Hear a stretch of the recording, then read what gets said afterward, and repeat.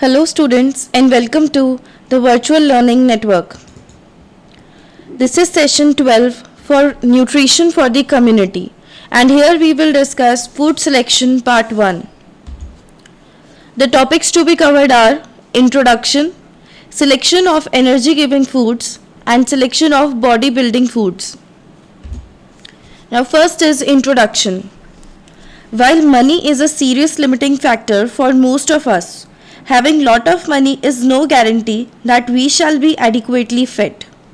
To know what foods are, what they contribute towards your health, and where and how to get them is very essential. You may have plenty of money to buy what you want, but if you do not know what you need and where best to get it from, you will not get the optimum value from the money you spend on your food. So, money एक serious limiting factor है सभी के लिए. अगर हमारे पास बहुत सारी money है तो इसका मतलब ये नहीं कि हम एडिक्वेट फूड ले सकते हैं. अगर हमें ये जानना है कि फूड्स क्या है और वो कैसे हमारी हेल्थ के लिए कंट्रीब्यूट करती हैं, हम उन्हें कहाँ से और कैसे ले सकते हैं, ये बहुत ज़रूरी होता है. एंड अगर हमारे पास बहुत ज़्यादा मनी भी है किसी भी चीज़ को ख़रीदने के लिए या फूड्स को ख़रीदने के लिए, लेकिन हमें तब भी ये नहीं पता कि हमें वो क्यों चाहिए और क्या चीज़ हमारे लिए सही हो सकती है, तो हमें उस फूड की ऑप्टिमम वैल्यू नहीं मिल सकती. सो इसलिए जब हम सिलेक्शन करते हैं किसी भी फूड का, तो हमें ये जानना ज़रूरी है कि वो कितनी न्यूट्रिशियस वैल्यू हमें प्रोवाइड कर रहा है. Now selection of energy giving foods. Our market are full of large variety of energy rich food items. Within this category of food, there are many different kinds that are available. Similar looking foods are available at different prices. हमारी market में बहुत सारे energy rich food items मिलती हैं और इस category में भी अलग अलग तरीके के फूड्स अवेलेबल हैं. दिखते सेम हैं लेकिन अलग अलग प्राइसेस पे मिलते हैं. जैसे कि अब इसमें हम पढ़ेंगे selection of cereals, roots and tubers, fats and oils, sugar, jaggery and other sweetening agents. Now first is selection of cereals. The word cereal is derived from Ceres, the Roman goddess who was believed to be the protectress of grains. So cereal word Ceres से आया और Ceres एक Roman goddess थी जिनका काम था grains को protect करना या ग्रेन्स की जो गॉडेस थी. The term cereal includes plants that produce grains, the grains themselves, and the food products made from these grains, for example bread. So cereals में वो सारे plant products आ जाते हैं जो grains, जैसे कि grains produce करते हैं वो plants, फिर grains खुद भी cereals होते हैं और जो products हम grains से बनाते हैं वो भी cereals में आते हैं जैसे कि bread. While buying wheat, look for plump looking kernels which are not broken or shriveled. जब हम वीट खरीदते हैं तो हमें ये ध्यान में रखना चाहिए कि वो कर्नल्स या वो दाने हम ना खरीदें जो कि ब्रोकन हो या फिर कुछ जिनमें प्रॉब्लम दिखे. Ensure that the grains are clean, free from dirt, gravel etcetera. ये ध्यान में रखना ज़रूरी है कि ग्रेवल्स जो भी हम ग्रेन्स खरीद रहे हैं ना उनमें गंदगी हो, ना ही डर्ट हो और ना ही ग्रेवल्स हो. देन उसके बाद ये भी ध्यान में रखना ज़रूरी है कि हम उसके ये देखें कि उसमें मोल्ड्स, फंगस या इंसेक्ट्स ना लगे. ग्रेन्स खरीदने के बाद उसमें कुछ कीड़े लग जाते हैं तो वो भी नहीं होने चाहिए. Buy rice which is at least a year old since it looks better. So हमें वो राइस खरीदने चाहिए जो एटलीस्ट 1 साल पुराने हो क्योंकि वो ज़्यादा अच्छे दिखते हैं. Select according to your needs. Buy parboiled rice as it is cheaper and has more nutrients than milled rice. So parboiled rice खरीदने चाहिए क्योंकि वो milled rice से सस्ते भी होते हैं और उसमें ज़्यादा nutrients भी होते हैं. Ensure that the cereal flour like wheat, jowar, maize is free from insects, lumps and molds. अब जब हम राइस वगैरह खरीदते हैं तो राइस हम क्लासिफाई कर सकते हैं फाइन, मीडियम और कोर्स में.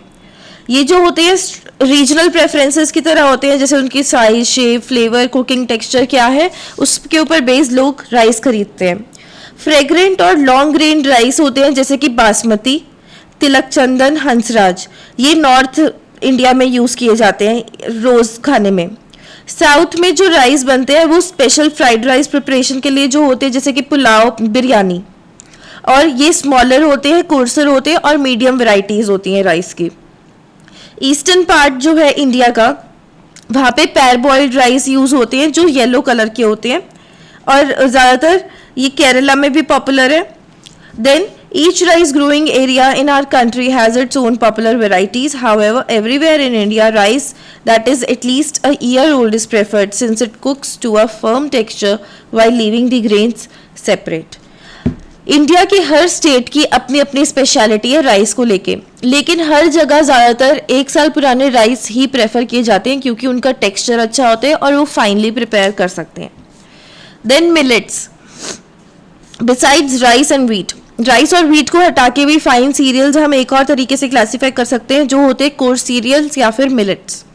दे are the dry crops and can grow where there is not enough rain to grow rice और where it is too hot to grow wheat. The commonly used ones are jowar, bajra and ragi.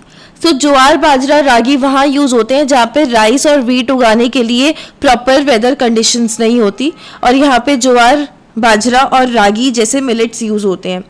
And these commonly grow in the whole of Deccan plateau where the rainfall is unreliable.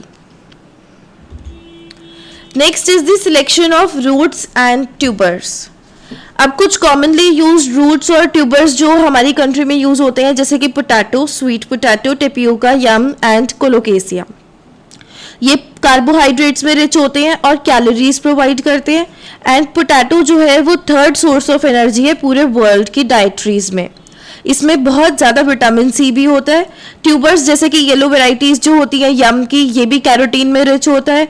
Root vegetables जैसे कि tapioca, और ये केरला में ज़्यादा use की जाती है, और they are high yielders per acre of land that they have served as emergency or famine foods in times of cereal shortages. So ये जो रूट्स और ट्यूबर्स होते हैं, और बेसिकली स्पेशली टेपियोका, ये फैमिन्स और इमरजेंसी के टाइम पे ज़्यादा काम आते हैं। देन अब रूट्स और ट्यूबर्स सिलेक्ट करते हुए हमें कुछ चीज़ें ध्यान में रखनी चाहिए, जैसे कि select roots and tubers which are firm, heavy, free from sprouts, with shallow eyes and without green discolouration. So हमें वो रूट्स और ट्यूबर्स खरीदने चाहिए जो हैवी हो, जिनमें स्प्राउट्स ना लगे हो और ग्रीन डिस्कलरेशन ना हो। Then while buying potatoes, ensure that they are of one variety, well shaped, smooth and roughly of one size. Potatoes खरीदते हुए हमें ये देखना चाहिए कि वो एक ही वैरायटी के हो, प्रॉपर शेप में हो, स्मूथ हो और रफली एक ही साइज की हो, ना ज़्यादा बड़े हो ना ज़्यादा छोटे हो। Reject potatoes with deep eyes, green skin और विद कट्स। वो पोटैटोज सिलेक्ट नहीं करने चाहिए जिनकी डीप आइज हो, ग्रीन कलर के दिख रहे हो या फिर जिनमें कट्स हो। Select according to your need, जो भी आपकी नीड है उसके हिसाब से ही आपको पोटैटोज या रूट्स और ट्यूबर्स सिलेक्ट करने चाहिए। Buy old potato if you want to make cutlets और any other mashed potato preparation. Avoid new potatoes as they become sticky and lumpy. Next is the selection of fats and oils. The visible fats that we use in our food are ghee, butter, vegetable oils and hydrogenated vegetable oils called vanaspati. Out of these, the one that are liquid at room temperature are called oils, and those that are solid are called fats. So वो वनस्पति घी या फिर कोई भी visible fats जो होते हैं जो कि रूम टेम्परेचर पे लिक्विड फॉर्म में होते हैं उन्हें ऑयल्स कहते हैं, और जो सॉलिड होते हैं उन्हें फैट्स कहते हैं। However, scientifically the term fat refers to both fats as well as oil. लेकिन अगर हम देखें तो फैट्स हम दोनों को ही कंसिडर करते हैं, फैट्स को भी और ऑयल्स को भी। So, अब फैट्स और ऑयल सिलेक्ट करते हुए भी हमें कुछ चीज़ें ध्यान में रखनी चाहिए, like ensure that the fats and oils you buy are clean and free from any solid particles, dust, dirt and bad odor. ये ध्यान में रखना ज़रूरी है कि हम जो भी चीज़ खरीद रहे हैं, फैट्स हो या ऑयल्स, साफ होने चाहिए, उसमें कोई गंदगी नहीं होनी चाहिए और बैड ओडर नहीं होनी चाहिए। Use more of vegetable oils as compare to ghee, since they are rich in polyunsaturated fatty acids. So हमें वेजिटेबल ऑयल्स खरीदने चाहिए घी के मुकाबले, क्योंकि वो उसमें पूफा होता है. Then do not buy oils fats loose from market.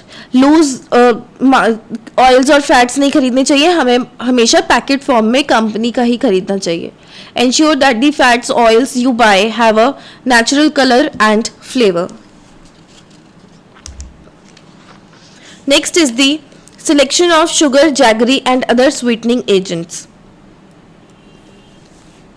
So यहाँ पे हमारे पास इंडिया में बहुत सारी अलग अलग फॉर्म्स ऑफ शुगर मिलती हैं, जैसे कि white crystalline sugar, cube sugar, icing sugar और caster sugar, brown sugar, liquid sugar, glucose, jaggery, honey, saccharin and related products etcetera.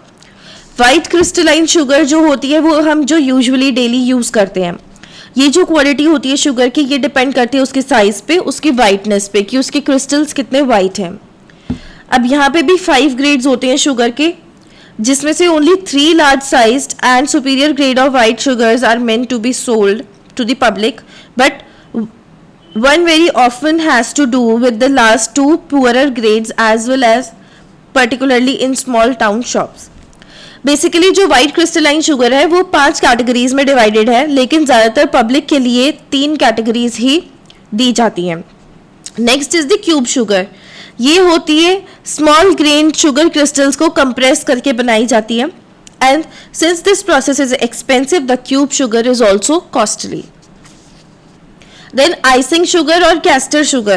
This is made by grinding crystal sugar into a fine powder. Usually about 5% of starch powder is added to it to prevent it from forming lumps.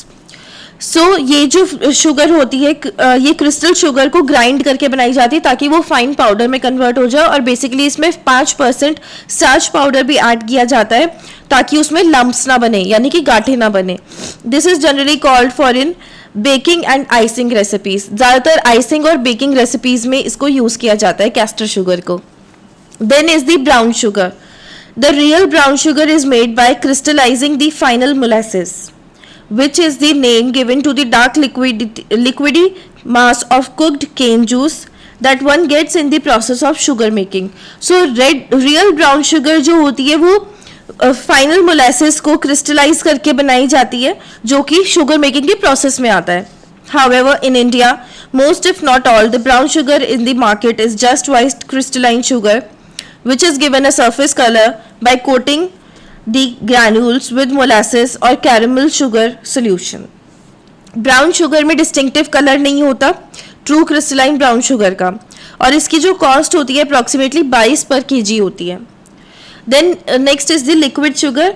ये जो होती है this is just the sucrose which is broken down to glucose and fructose either by acid treatment और by enzyme action. So liquid sugar basically sucrose ही होती है जिसको glucose और फ्रक्टोज में ब्रेक डाउन कर देते हैं एसिड रिएक्शन की वजह से या एंजाइम एक्शन की वजह से. ये भी शुगर की तरह ही स्वीट होती है, और लिक्विड फॉर्म में होने की वजह से इसको इजीली हम सॉफ्ट ड्रिंक्स में या फिर बेकिंग वगैरह में डिजॉल्व कर सकते हैं, यूज़ कर सकते हैं. Then next is glucose. ये भी 2 फॉर्म्स में अवेलेबल होती है, सॉलिड ग्लूकोज एज पाउडर और as tablets, and liquid glucose which contains 15% water and is given by mouth for the treatment of dehydration. So glucose हमारे पास 2 टाइप्स में available है, solid and liquid. Solid form में जो होती है glucose वो पाउडर फॉर्म में होती है, टैबलेट्स की फॉर्म में होती है, और लिक्विड फॉर्म में जो होती है उसमें 15% वाटर होते हैं और उसको डिहाइड्रेशन क्योर करने के लिए दी जाती है. Then is the jaggery. अब जैगरी जो होती है दैट इज गुड़ और bellam. It is a traditional product made from cane juice, coconut palm, date palm, toddy palm as well as sago palm. All these are very similar in calorie content but differ quite a bit in their mineral content, particularly calcium. So जो jaggery होती है उसे हम गुड़ कहते हैं हिंदी में. Then honey is शहद. तो ये भी एक एनर्जी सोर्स है। And saccharine and related products ये होते हैं शुगर के सब्सटीट्यूट्स। ये उन डायबिटिक्स जो होते हैं लोग वो यूज़ करते हैं ताकि उनका बॉडी वेट रिड्यूस हो सके। Then select sugar according to the need. हमें शुगर अपनी नीड के हिसाब से सिलेक्ट करनी चाहिए। ज़्यादातर हमें जैगरी प्रेफर करनी चाहिए शुगर से ज़्यादा, क्योंकि वो ज़्यादा न्यूट्रिशियस होती है और सस्ती भी होती है। Ensure that the sugar you buy is free from lumps, dirt and adulterants like suji. ये इंश्योर करना ज़रूरी है कि जो भी हम शुगर या चीनी खरीद रहे हैं उसमें गांठें ना हो, डर्ट ना हो और एडल्ट्रेंट्स ना हो। Honey should have the natural colour, texture and flavour. Next is the selection of bodybuilding foods. Now pulses, milk and milk products and flesh foods belong to the bodybuilding food group. हमने जैसे पहले भी पढ़ा है कि food groups जो bodybuilding food groups हैं उसमें pulses, milk और milk products ज़्यादा important है, which are the main contributors of proteins in our diet. Plant sources of protein include dals, grams, nuts and oil seeds. Animal sources of protein include milk, egg, fish, poultry and meat. Now first is the selection of pulses. अब pulses के अंदर दाल्स आती हैं, grams आते हैं and dried seeds आते हैं leguminous plant के, जैसे कि फ्रेंच बीन्स और काउपीस। अब यहाँ पे हमारी कंट्री में बहुत ज़्यादा वैरायटी है दाल्स की या पल्सेस की, because they are chief source of protein for a vast majority of our population that is vegetarian, either by conviction or due to financial constraints. So जो न्यूट्रिशनल फैक्टर होता है पल्सेस में वो बहुत ज़्यादा होता है क्योंकि वो प्रोटीन रिच होते हैं। और इंडियन मील्स में हम बहुत ज़्यादा दाल या पल्सेस कंज्यूम करते हैं सीरियल्स के साथ, क्योंकि वहाँ पे रीइंफोर्सिंग इफेक्ट आ जाता है, क्योंकि 2 एसेंशियल अमीनो एसिड्स यहाँ पे मिक्स हो जाते हैं सीरियल्स और पल्सेस की फॉर्म में, एंड क्वालिटी जो होती है टोटल प्रोटीन्स की वो भी बहुत ज़्यादा बढ़ जाती है। देन अब पल्सेस सिलेक्ट करते हुए हमें कुछ पॉइंट्स को ध्यान में रखना चाहिए, जैसे कि while purchasing pulses make sure that they are clean and free from gravel, twigs, trash, dirt, mud, stones and sand.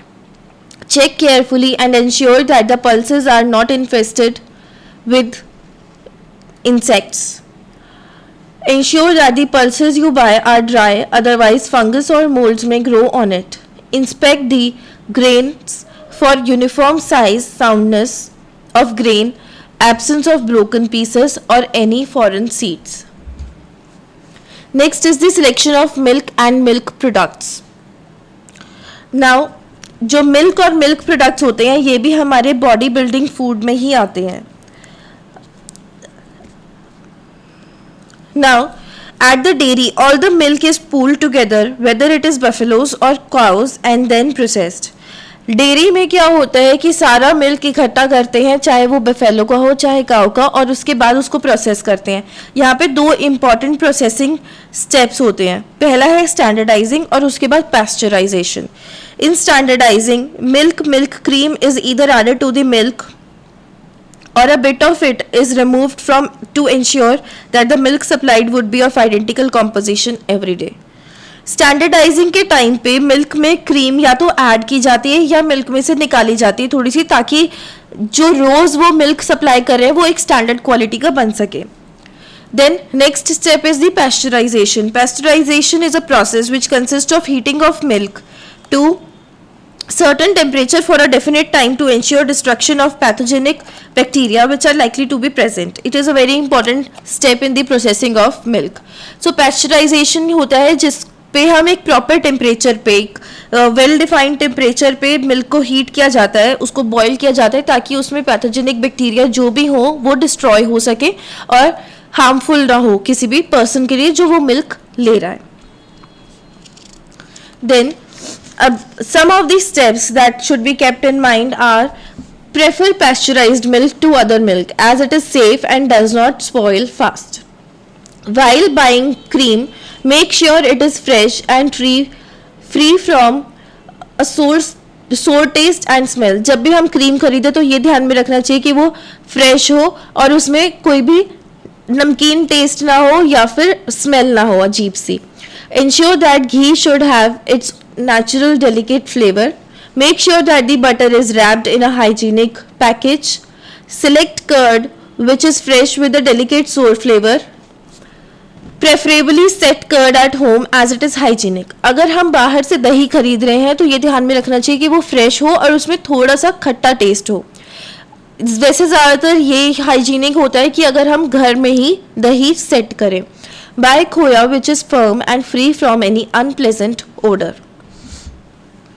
Next is the selection of flesh foods like meat, poultry, eggs, fish and other sea foods. So अलग अलग type के meets available होते हैं market में, जैसे कि mutton which is the goat meat, beef which is the meat of cow और buffalo, pork which is the meat from pigs, poultry which includes chicken, ducks, geese, turkeys as well, but in India we say poultry, we generally mean chicken. And fish is in India we have 1,000 species of fish in its marine and freshwater bodies and estuaries. And then we have eggs which are from large commercial poultry farms. So while selecting flesh foods, there are certain points which you have to remember, like select meat which is pinkish in color and has almost no fat. Make sure that the meat you buy does not have a strong flavor. Always buy pork from a government licensed shop. Select female birds as they are more juicy and less tough. Buy clean eggs with unbroken shell. Before buying, place the egg in water. A fresh egg will sink in water. Next is the selection of nuts. Now nuts हमारे पास काफ़ी अलग अलग type के हैं India में, जैसे कि cashew नट है, आलमंड्स हैं, ऑयल सीड्स भी होते हैं नट्स के साथ. देन जो भी हमारी शेल्स के साथ कवरिंग होती है, जैसे ड्राई फ्रूट्स वगैरह जो होते हैं, वो सारे नट्स में आते हैं. Now, while selecting nuts, we have to keep in mind some of the points, like ensure that the color of the nuts is natural and bright. Look out for unnatural spots as they are a sign of inferior quality. Nuts should be free from insects, dirt, stones, foreign matters or ant part of the plant. Nuts should have a natural flavor. Any off flavor or change in smell would mean that they are stale. Such nuts should therefore be avoided. Avoid selecting shriveled nuts. Then, now here are some questions for you. First is, what is brown sugar? How is the brown sugar generally available in Indian markets made? Question 2 is, what is pasteurization of milk? That's all for this session. Thank you and have a nice day.